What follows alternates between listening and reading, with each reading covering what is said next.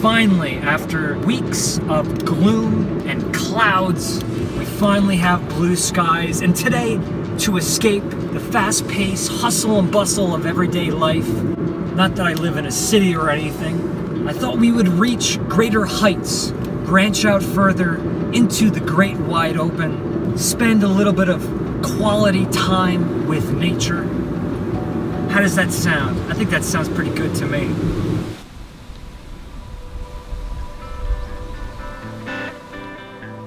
So, I'd like to believe that many people don't know about this particular spot.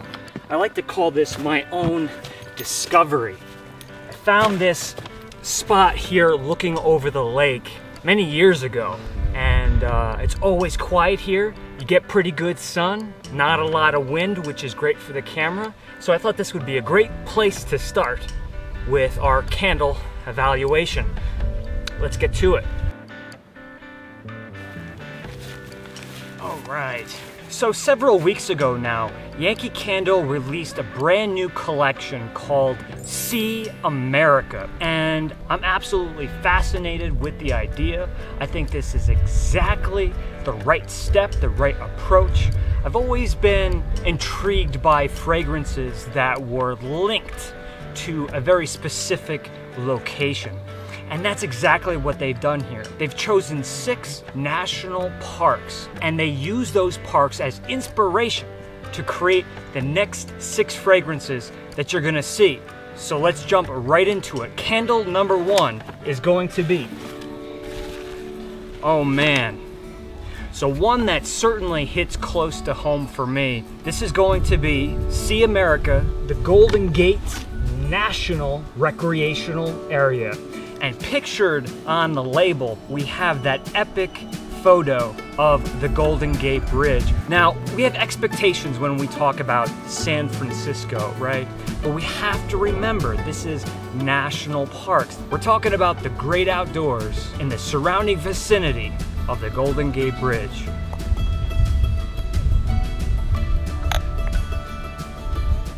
Okay, so my first impressions are this is incredibly floral, which is a little bit of a surprise for me. What's coming to mind are things like gardenia and lilac, carnations, a little bit of white blossom musk. Have you ever smelled Jovan white musk perfume? If you haven't, go to your local perfumer, ask to smell that. You'll know exactly what I mean. It's a very soft, clean, ivory soap, lotion-rich aroma that's derived from white blossoms. And something I'm loving here, and I just hope that Yankee Candle did this on purpose. I hope. I'm picking up on chrysanthemum. And if you've ever seen the classic film Escape from Alcatraz, at the end of the picture, the warden finds a chrysanthemum in the jagged rocks right by the water of the bay. He picks it and looks at it, sniffs it, and crumbles it in his hand. Now that chrysanthemum would not naturally grow in those rocks. That flower is a symbol of hope, a symbol of spirit. And in that moment, everyone in the audience, when they see the warden crush that flower, they know that the gentleman escaped from Alcatraz. I love that.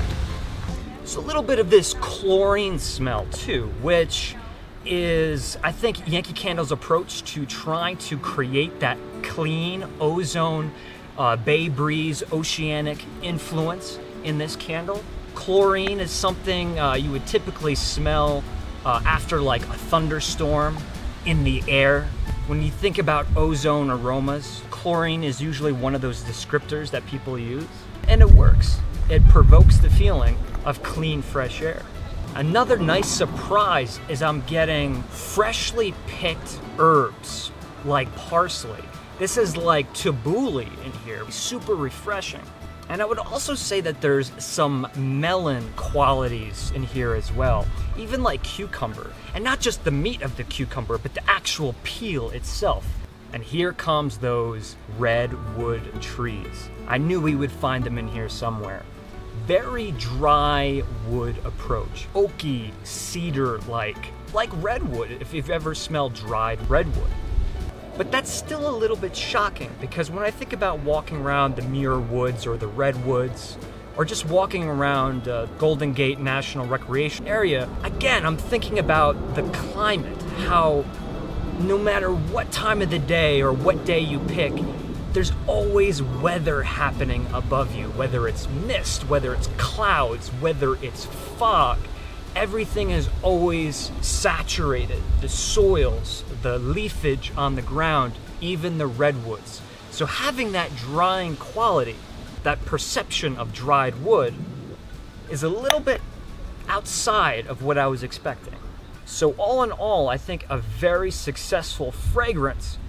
Is it San Francisco? Is it Golden Gate? That's the question. If San Francisco is your hometown, or if it holds a very special place in your heart, you might be a little bit shocked. I think mainly because of the power of the florals. And I know what Yankee Candle is doing. Those florals are trying to convey the feeling of fresh, clean air.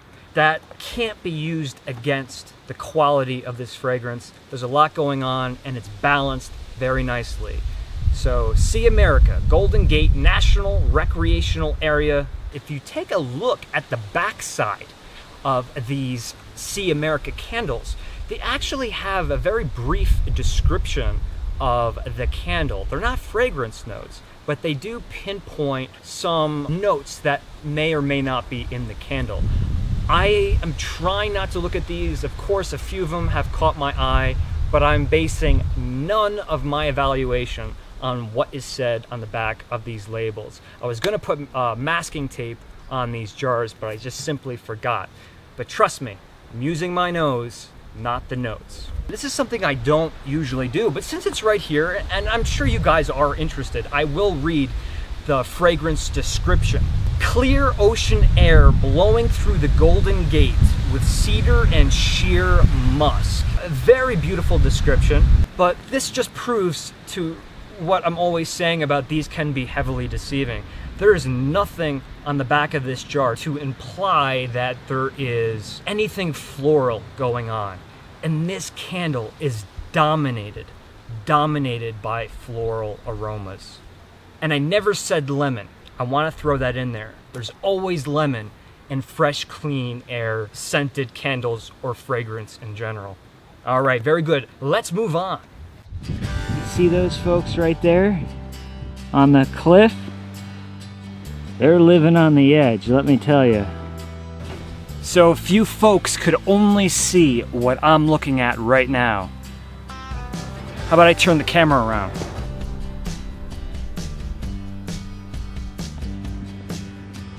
Oh. I thought this would be a good location because we have this vast open ravine of water, Lake Minnewaska. I hold in my hands the Grand Canyon National Park candle. Now, I've never been, and I have it on my bucket list. I hope to do it one of these days, really soon. But until then, let's see if this candle can bring me to the Grand Canyon via aromatics. Let's give it a go. Oh, look at the guys in the boat. Whoa. There's no point in trying to dance around this point. This is a very warm candle. Warm, yes, and what I mean by that is there's certainly the addition of patchouli, amber, and it has this soapy quality, this glycerin, soapy, sudsy quality. And with that, there's a lot of other fragrances that we closely associate with clean or soap or bathroom. Dried lavender, a lot of green qualities. Green like pine needles or biomass in general, but not fresh, not like pine sap. This is going to be like a dried out pine tree. So adding to that patchouli and amber, some of the other earthy notes. Vetiver. Vetiver is very commonly used in the fragrance world. It smells like root-based materials, which is what it's derived from. Oak moss. And what's going to brighten this up a little bit, other than maybe a little bit of that pine, is the addition of citrus. I'm telling you, whenever you see pine, you're always going to see some form of citrus, at least 95% of the time. and this candle is no exception. Together, collectively, it is evoking the feeling of being somewhere very hot and dry, a lot of different soil types. To me, when I close my eyes, I think of being in like a ghost town. Tumbleweeds, you know, gnarly chunks of dead trees just laying on the ground, that old saloon that's been boarded up for God knows how many years. You know, it just has that out in the wilderness, out in the great wide open smell to it. Cypress and cedar and a touch of patchouli, big and clear cut as the canyon itself. The Grand Canyon, see America. I really didn't come prepared. These are certainly not the right shoes. But man, look how that sun cuts through those leaves and casts that green gold light everywhere on the ground.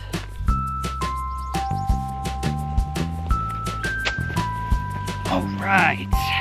So to set the stage for this next candle, I thought we would get this beautiful look of not the Smoky Mountains, but the Catskill Mountains. And to help get me in the state of mind, to get me into the mood of visiting the Great Smoky Mountain National Park, what better place to sit?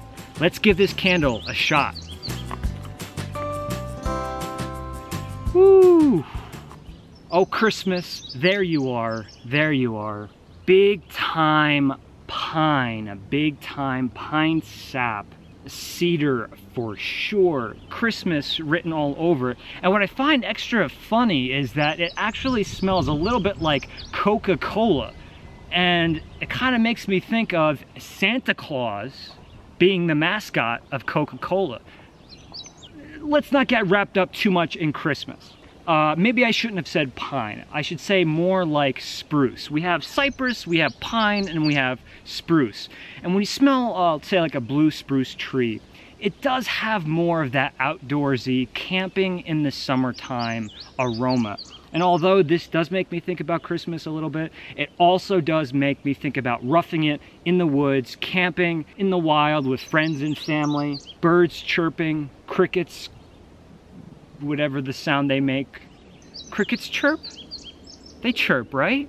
That Coca-Cola, to me, is enhancing a tree sap illusion. Pine cone. And speaking of pine cone, juniper berries, right? That high tinge, gin-like smell. Other things brightening this up, once again, citrus. And for me, it is all about the lime. So if you've ever smelled, I hate to draw comparisons, but if you've ever smelled or experienced Pine Cone and Lime by Yankee Candle, or even Shimmering Pine from last year's online exclusive, that's what's happening here. You're getting that rustic outdoors, pine tree, Smoky Mountains, but it's going to be brightened up by the sweetness of that Coca-Cola / tree sap, and brightened with that citrus and juniper berry. Very, very nice. So let me quickly paint two portraits for you. Rip off a branch from your Christmas tree, dunk it in melted sugar, get a candy-crusted twig of Christmas tree, and just take a lime and squeeze the juice right on top. That is essentially the experience that I'm getting. But we can also say, imagine waking up on a cold, misty morning in the Smoky Mountains, and as those clouds roll through the sky and burn off all of that mist and fog, you're sitting around with your friends and family drinking some pine tea or green tea with a little bit of lemon, that being the lime that I mentioned before, and all of those aromas around you, the trees, the grass, the green, the soil, the dirt, those beautiful smells that we associate with the great outdoors, the great wide open, summertime camping in mountainous regions is all gonna be at play, and I think a very, very well executed candle, the Great Smoky Mountains. As clean and fresh as air combed through the piney woods of the Great Smokies. Really well done. I like it. I like it a lot.